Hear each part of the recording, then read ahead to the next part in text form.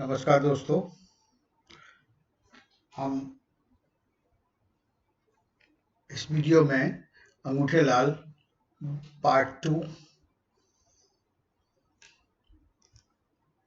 के बारे में बताएंगे। तो पार्ट 2 शुरू करते हैं।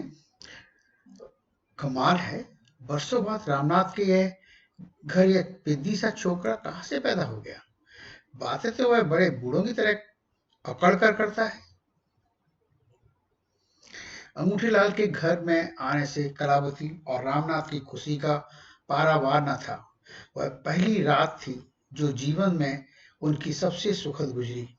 माँ, थोड़ी सब्जी और दो ना, बड़ी मजेदार बनी है। अभी देती हूँ बेटा।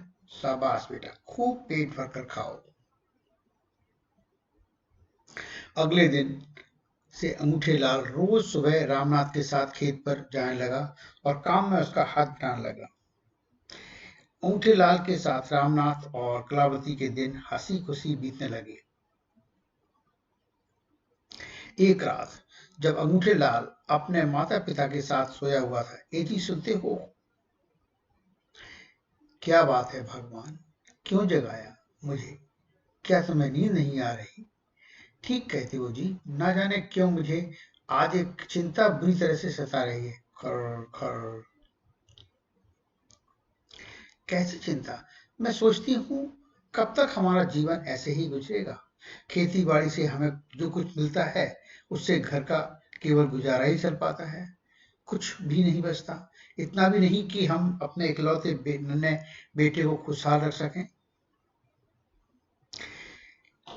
वे इस बात से अनभिज्ञ थे कि उनकी आवाज से अंगूठी लाल जाग चुका है और खामोश पड़ा उनकी बातें सुन रहा है। कहती तो तुम ठीक हो भगवान। इच्छा तो मेरी भी यही रहती करती है कि अपने बेटे के ऊपर दुनिया भर की खुशियां न्यौछावर कर दूं। लेकिन क्या करूं, मजबूर हूं। बहुत कोशिश और मेहनत के पश्चात भी अधिक धन नहीं जुटा पाता। काश ईश्वर हमारी भी सुध लेता। ओह, आप ठीक कहते हैं। भगवान भी आजकल उनकी सुध लेता है जो पहले से ही सुखी और समृद्ध होते हैं। उसके बाद कलावती और रामनाथ तो सो गए, लेकिन अंगूठी लाल की आंखों से नींद गायब हो गई। आह, मेरे माता पिता कितने गरीब हैं। दिन भर मेहनत करने के पश्चात भी उन्हें पेट भर भोजन नहीं मिलता। फिर अब तो मेरे आने से घर में एक प्राणी भी बढ़ गया है। मुझे कुछ उपाय करना होगा, लेकिन मैं करूंगी तो क्या? अंगूठे लाल काफी देर तक बिस्तर पर करवटें बदलता रहा, लेकिन जब उसकी चिंता बढ़ती ही गई तो वह उठकर घर से बाहर निकल आया और यूं ही एक तरफ चल पड़ा। मैं अपने गरीब किंतु प्यारे माँ बाप के लिए क्या कर सकता हूँ? चलते चलते अचानक चू चू चू ची ची ची, ओ, बात कर रहा है। कोई बात कर रहा है, कहाँ है वह? इधर उधर देखने के पश्चात अंगूठी लाल ने जैसे ही दृष्टि ऊपर रही, अरे यह तो दो चिड़िया हैं, लेकिन इतनी रात गए वे क्या बातें कर रही हैं? मैं इनकी भाषा समझ सकता हूँ। सुनना चाहिए, हो सकता है कोई लाभ की बात निकल आए। अंगूठे लाल ध्यान से उनकी बातें सुनने लगा। चू चू ची ची ची ची च्यू च्यू, चुक चुक चू। कुछ क्षणों पश्चात चहचहाने के बाद अचानक दोनों चिड़िया उड़ गई, चली गई, लेकिन उनकी बातें बहुत विचित्र थी। एक दूसरे से कह रही थी कि रामनाथ की किस्मत में शायद धन नहीं लिखा है, वरना वह कब का अपनी झोपड़ी के नीचे घड़ा धन खोद कर निकाल लेता। तो क्या वास्तव में बापू की झोपड़ी के नीचे धन गड़ा है? अभी चलकर खुदाई करवाता हूँ। बापू, माँ, जल्दी उठो, शायद हमारे भाग्य चेतने वाले हैं। क्या बात है बेटा, तुम इतने व्याकुल क्यों हो रहे हो? बापू, हमारे घर के नीचे धन गड़ा हुआ है, जल्दी से जमीन खोदिए। यह तुम क्या कह रहे हो बेटा? कहीं सपना देखकर तो नहीं उठे? मैं सच कह रहा हूँ बापू। अभी अभी मैं दो चिड़ियों की बात सुनकर आया हूँ। वे यही कह रही थी कि हमारे घर के नीचे धन गड़ा है, लेकिन शायद वह हमारी किस्मत में नहीं है, वरना तुम कभी का जमीन खोद कर धन निकाल लेती। हे भगवान, यह मेरे बेटे को क्या हो गया? भला पक्षियों की भाषा भी कोई समझ सकता है? कहीं ऐसा तो नहीं कि रात को बाहर निकलने से इसके सर पर प्रेत का साया पड़ गया हो? सोच क्या रहे हो बापू? जल्दी उठो और कुदाल लेकर जमीन खोदो। सुबह खोदेंगे बेटा, अभी तुम जाकर सो जाओ। मेरी बात समझो माँ, सुबह खुदाई करने से गड़े धन का सबको पता चल जाएगा और यदि यह बात सरकार तक पहुंच गई तो वह उस धन पर अपना अधिकार कर लेगी। इसलिए वह खजाना इसी समय खोदकर निकाल लेना चाहिए। रामनाथ और कलावती ने उसे बहुत टालना चाहा, लेकिन जब अंगूठे लाल ने अपनी जिद नहीं छोड़ी तो उन्हें मजबूर हो उसी समय खुदाई आरंभ करनी पड़ी। जरा जल्दी जल्दी हाथ चलाओ माँ बापू, सुबह होने में केवल 2 ही घंटे शेष रह गए हैं। लेकिन रामनाथ और उसकी पत्नी शीघ्र ही पसीने पसीने हो बुरी तरह हाथ में लगे। बस मुझसे और नहीं खोदा जाएगा, मुझे भी शक्ति नहीं रही। उफ, अब क्या करूं? चाहता तो नहीं था कि इनके सामने कोई चमत्कार दिखाऊं, लेकिन मजबूरी है। अगले ही पल अंगूठेलाल 6 फुट का टकाटक जवान बन गया।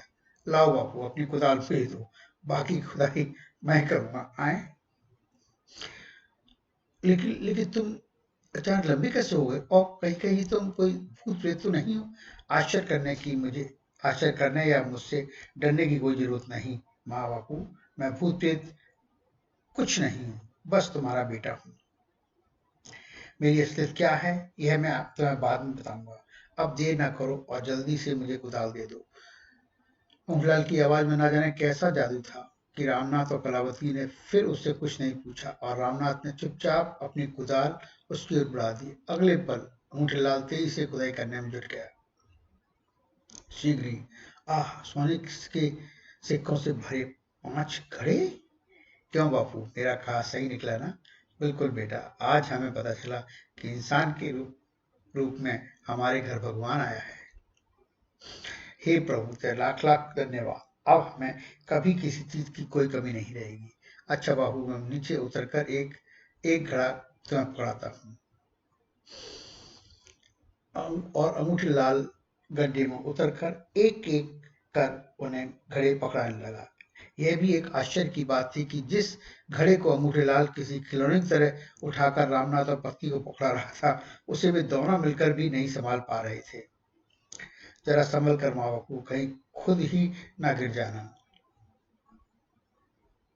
5 घड़ों को बाहर निकालने के पश्चात अंगूठीलाल ने मिट्टी से पुनः गड्ढे को पाट दिया। बापू, अब घड़ों से सारे सिक्के निकालकर कहीं छुपा दो। लेकिन बेटी, इतनी छोटी सी झोपड़ी में इतने ढेर सारे सिक्कों को हम कहाँ छुपा कर रखेंगे? रामनाथ की बात सुनकर अंगूठीलाल सोच पड़ गया, लेकिन फिर कुछ सोचकर बोला, मेरे विचार से हमें यह सारा धन एक पोटली में बांध कर बाहर खड़े नीम के पेड़ के नीचे गाड़ देना चाहिए। जरूरत के हिसाब से कहीं भी रात को निकाल लिया करेंगे।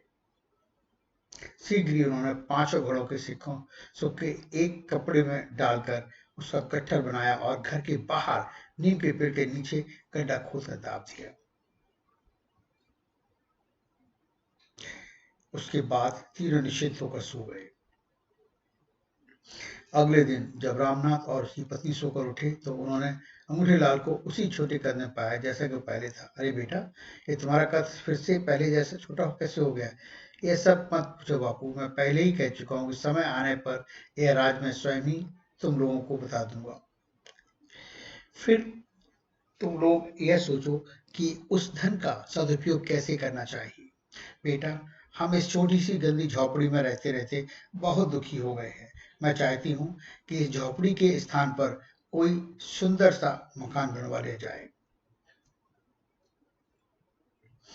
और बापू, तुम्हारी क्या इच्छा है? बेटा, मैं खेती बाड़ी करते करते उब गया हूँ और चाहता हूँ कि कोई ऐसा कारोबार करूँ कि हम दोनों का बुढ़ापा आराम से कट जाए। ठीक है, मैं आप लोगों की इच्छाएं पूरी करने की कोशिश करूंगा। और कुछ ही महीने में अंगूठीलाल को ने चातुरता के साथ उस धन को से न केवल उनके लिए एक सुंदर सा मकान बनवा दिया, बल्कि रामनाथ को गल्ले की एक बड़ी सी दुकान भी करवा दी। लोगों को इस बात का आभास तक नहीं होने पाया कि रामनाथ के पास इतना धन का अचानक कहां से आ गया। सब उसे अंगूठीलाल और भगवान की कृपा समझे थे। अब रामनाथ और उसकी पत्नी के दिन बड़े आनंद से कटने लगे। उनके घर में अब किसी भी वस्तु का अभाव नहीं था। उन्हें खुश देखकर अंगूठीलाल भी खुश था, लेकिन कभी-कभी उसके दिमाग में ना जाने कौन सा विचार आता कि वह व्याकुल हो उठता। अब तक तो सब ठीक चल रहा है, लेकिन यहाँ मैं कब तक रहूंगा?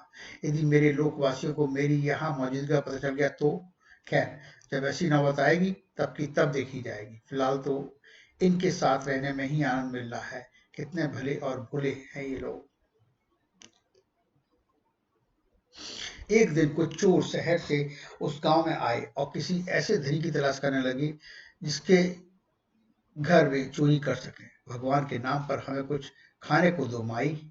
अरे भाई, हमें तो खुद को वक्त वक्त की रोटी बड़ी मुश्किल से मिलती है, भला मैं तुम्हें कहाँ से खाने को दूं? कोई और घर देखो। बहुत से घरों का निरीक्षण करने के पश्चात जब वे एक दरवाजे पर पहुंचे, अरे भाई, क्यों दर दर की भीख मांगते घूम रहे हो? रामनाथ सेठ के यहाँ क्यों नहीं चले जाते? वह बहुत ही दान पुण्य करता है, वह तुम्हारी भी रोटी की समस्या हमेशा के लिए दूर कर देगा।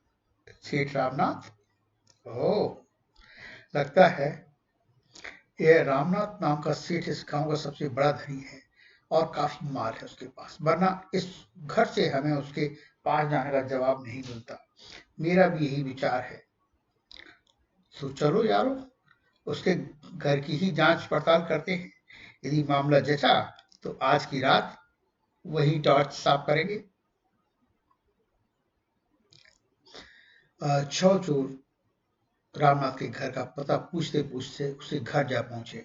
उस दिन अंगूठे लाल रामनाथ के साथ दुकान गया हुआ था, अतः दरवाजा कलावती ने ही खोला। भगवान के नाम पर हमें कुछ खाने को दो देवी, हम कई दिनों से भूखे। ओह, भीतर आ जाओ, मैं अभी आप लोगों के लिए भोजन तैयार करती हूँ। भगवान तुम्हारा भला करे देवी, तुम साक्षात लक्ष्मी हो। आप लोग यहाँ बिराजिए, मैं अभी आप लोगों के लिए भोजन तैयार करके लाती हूँ। बहुत बहुत धन्यवाद देवी, लेकिन आप क्यों कष्ट करती हैं? घर में नौकर चाकर होंगे, उनसे ही कह दीजिए। घर में कोई नौकर चाकर नहीं है, मेरे पति और बेटा भी दुकान गए हुए हैं, इसलिए मुझी को सारा काम करना पड़ता है। लेकिन आप लोग चिंता ना करें, मुझे भोजन तैयार करने में ज्यादा समय नहीं लगेगा। कहकर कलावती रसोई घर में चली गई। कलावती के जाने के बाद घर तो वास्तव में शानदार और मुझे पूरा विश्वास है कि घर में काफी सारे जेवर और नकदी भी होंगे और मौका भी अच्छा है। घर में सिवाय इस औरत के और कोई भी नहीं। क्यों ना इसी समय इस औरत को धर दबोचें और सारा माल ले उड़ें। ठीक कहते हो यारो, तुम चारों दरवाजा बंद करके लूटपाट शुरू कर दो। जो भी कीमती सामान मिले उसे गठिए बांध लो। मैं और छुटका उस औरत को संभालते हैं। ठीक है उस्ताद। फिर चोरों का उस्ताद अपने एक साथी के साथ रसोई घर की ओर चल पड़ा। बाकी अपने अपने काम में जुट गए। जल्दी जल्दी समेटो यारो, वक्त बहुत कम है। तो दोस्तों, अंगूठी लाल का सेकेंड पार्ट यहाँ खत्म होता है। अब अंगूठी लाल की सीरीज की दूसरी कॉमिक्स आकाश का राजकुमार आगे की कहानी हम इसमें जारी करेंगे। तब तक के लिए धन्यवाद।